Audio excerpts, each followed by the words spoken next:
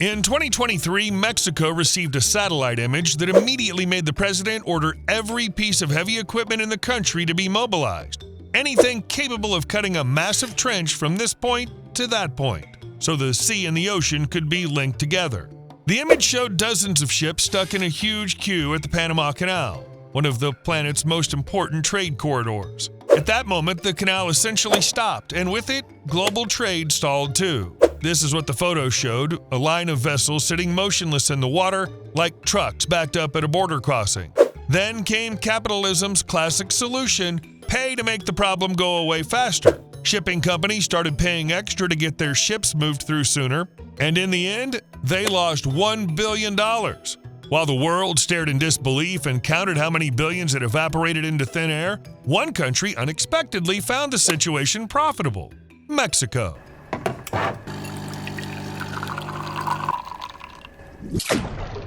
Mexico, in a way, has its own reason to dislike the Panama Canal. Mexico and Panama have a long history of rivalry, and in that race, Panama ended up miles ahead. Because the idea of linking the Atlantic and the Pacific through Mexico didn't appear yesterday or even in the last century. If you zoom in on the map, you'll see the Isthmus of Tehuantepec, right here. Plans to build a route between the two oceans through this strip of land existed as far back as the colonial era, in the 16th century. And when railroads started spreading around the world, Mexico quickly realized this could be its chance to seriously boost the economy. At one point, they really did try. The first rail line across the isthmus was built in 1907.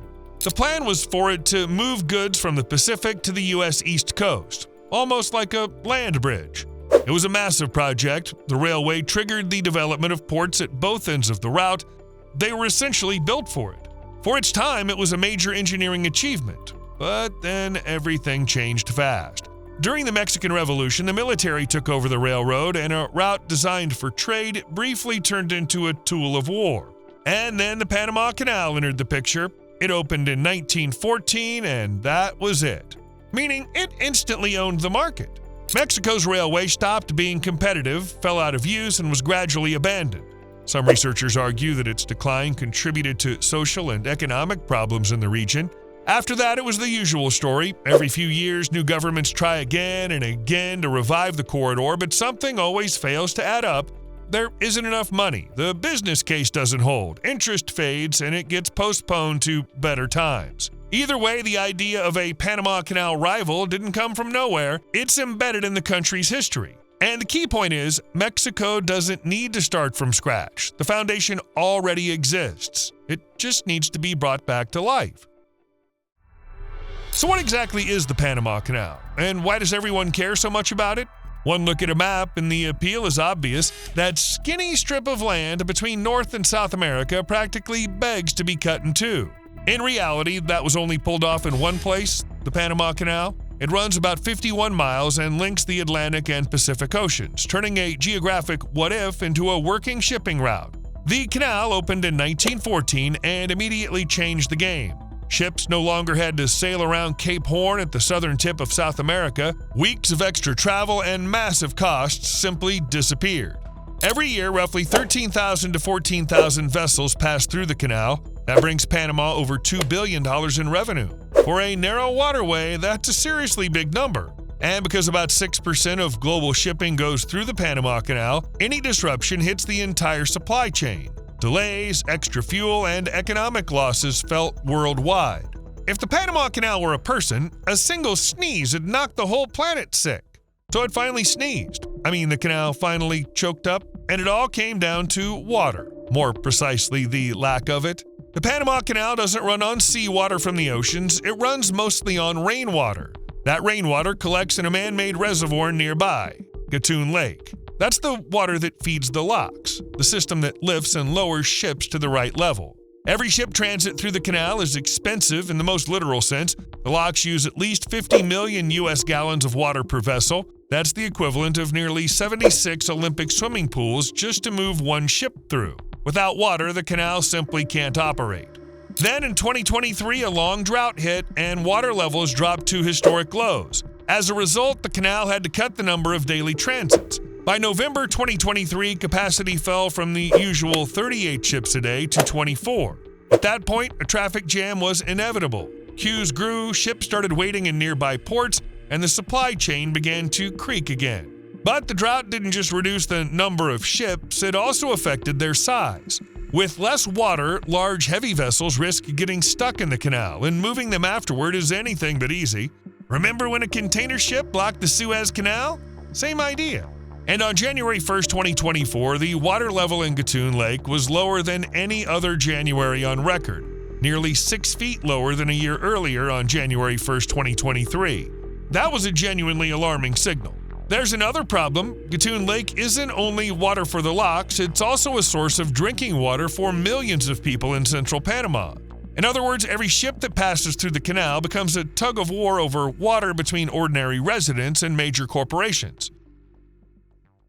So instead of reminiscing about the old rail line, they decided to upgrade it. That's how the idea for a new project was born. Not an archival one, but something fully modern. A few years ago, Mexico dramatically ramped up work on the interoceanic corridor across the Isthmus of Tehuantepec. The government put $7.5 billion into it with a simple logic: claim a spot in global trade while everyone else is stuck waiting in line. All of this infrastructure was built around one core idea: attract shipping companies and logistics hubs that urgently need a plan B in case the Panama Canal breaks down again. Not as a replacement, as a backup, plan B. And this isn't some obscure concept nobody's heard of. President Andrés Manuel López Obrador openly called the project strategic. Mexico showcased it at international meetings, and the interest was real, especially from Asian countries because Panama is under heavy strain. So the world is stuck in traffic, and Mexico's like, "Psst, we got a detour if you need it." Let's be clear right away. Nobody was planning to dig another water canal. That would be wildly expensive and would take far too long. You've got jungle, rough terrain, a punishing climate, and brutal logistics. In other words, it's the kind of project that bankrupts you. And most importantly, there's no real need because cargo can be moved another way. The plan was simpler and smarter. Once the interoceanic corridor was running at full capacity, the world gets a new, shorter route between the oceans. Just not by water, but by land.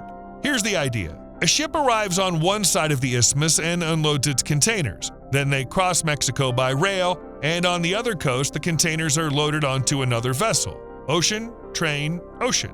Cargo will travel with the transfer. Yes, it adds extra steps and plenty of paperwork, but when the Panama Canal is jammed and ships are stuck in line, this overland route could save several days and millions of dollars. And here's one more wrinkle. Logistics people love this one most of all. Time and paperwork. Because when everything is running at high speed, even customs becomes part of the bottleneck. In this setup, a ship unloads containers at one port and then picks them up at another.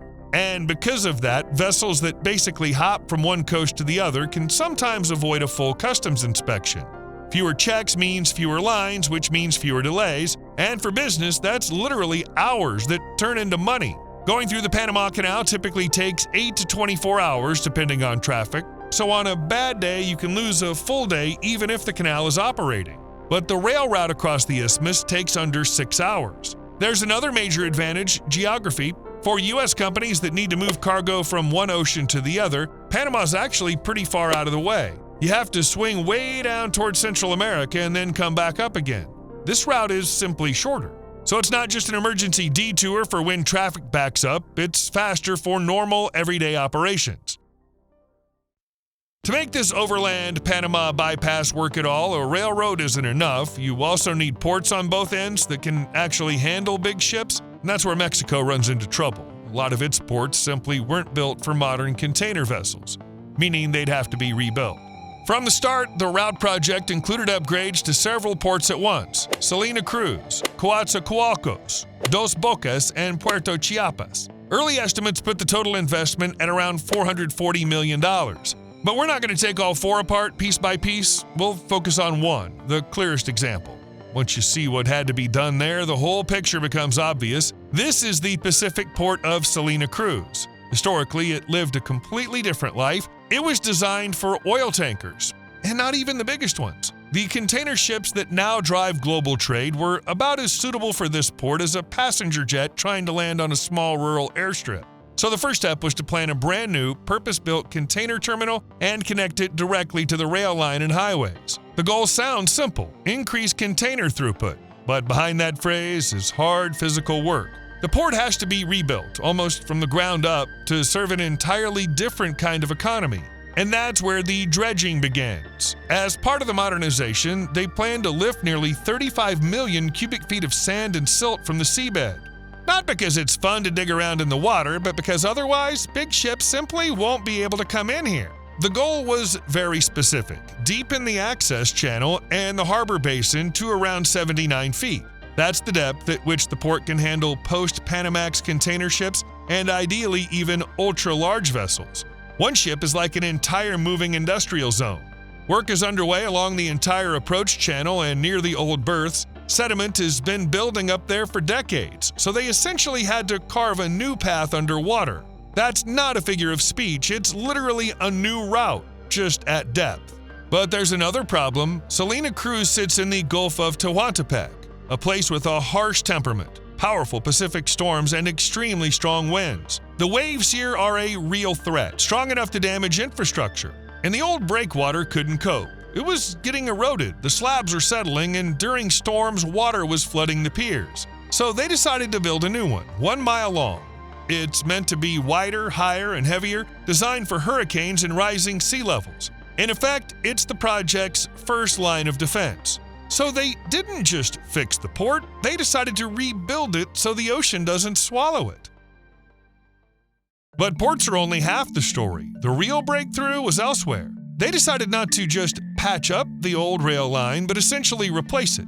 Because if trains are still crawling along like it's the last century, no corridor in the world is going to fix that. The Interoceanic Corridor's priority project included rebuilding a total of about 744 miles of railway. There were multiple routes, multiple branches, and a mountain of work. But to grasp the scale, you only need to look at one stretch, the most critical one, the segment that links the two oceans directly. This is the rail line linking the ports of Coatzacoalcos in Veracruz and Salina Cruz in Oaxaca. On paper, the task looked simple: increase train speeds, improve efficiency, and raise annual freight capacity, while also making both ports truly reachable and easy to operate.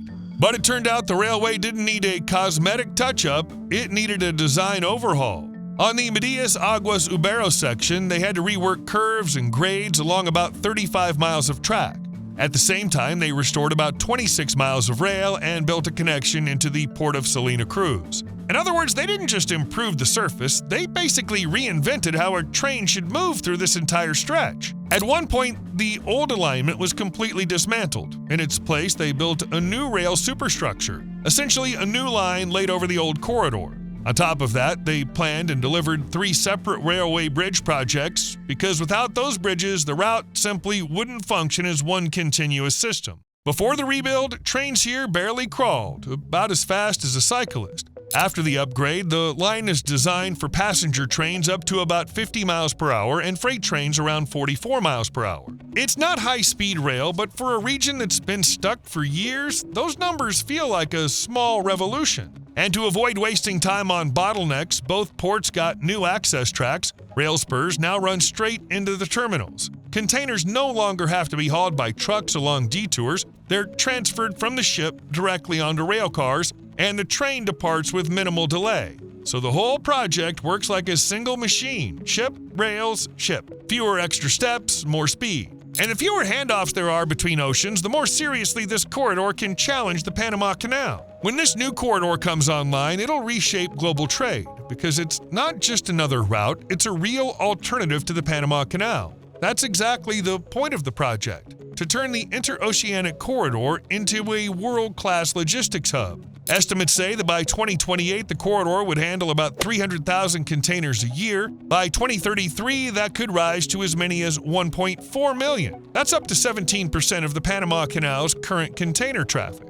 Not a straight replacement, but the canal won't have a monopoly anymore. Oaxaca and the entire southeast stand to benefit in particular. The region can build on 12 active international trade agreements with the US, Europe, and Asia. Step by step, it's shifting from a peripheral area into a logistics and manufacturing center for North America. For Mexico, this is actually a chance to claim a new position in global logistics. Goods flows, everything from electronics and grain to oil, begin moving through the country. All that uses Mexican infrastructure and is under Mexican oversight. And then the long-term effect kicks in. The rail line and ports give Mexico leverage it hasn't had since the Panama Canal opened. It's no longer just watching global routes, it can help shape them.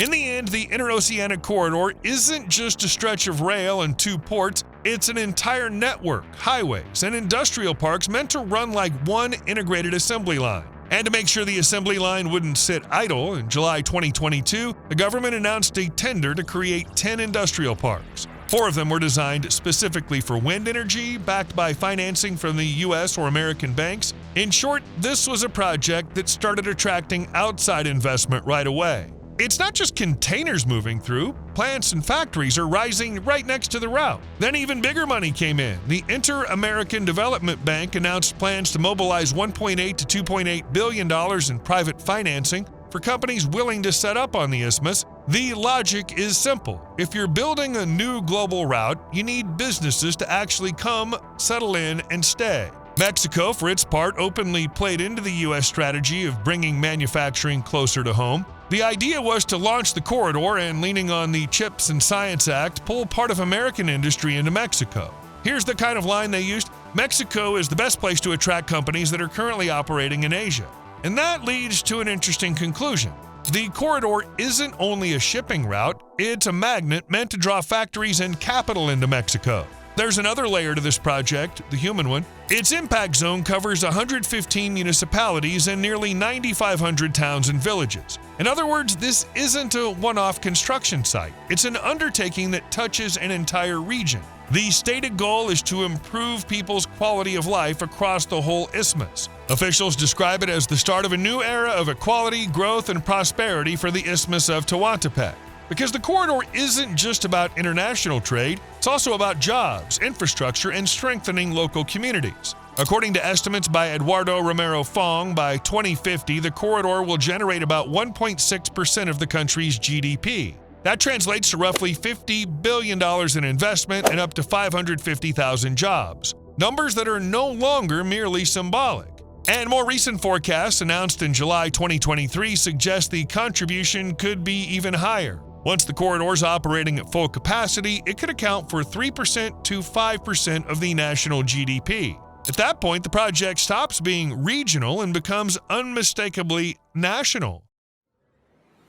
And here's the big question. Why here of all places? Why run the corridor through southern Mexico instead of through wealthier, more convenient regions? The answer is simple. These states need development more than anywhere else. They're among the poorest parts of the country. The Isthmus of Tehuantepec region covers 79 municipalities, 46 in Oaxaca and 33 in Veracruz. And there's an important detail: a large share of the population here is made up of indigenous communities. So this isn't some empty spot on the map, it's a living region with its own history and incredibly harsh realities. And the conditions really are brutal. About 60% of the isthmus population lives in poverty, and 15.5% lives in extreme poverty. The bigger picture looks even darker. In 2018, all 6 Mexican states with the highest poverty rates were in the country's south, and Veracruz and Oaxaca were right there among them, 4th and 3rd respectively.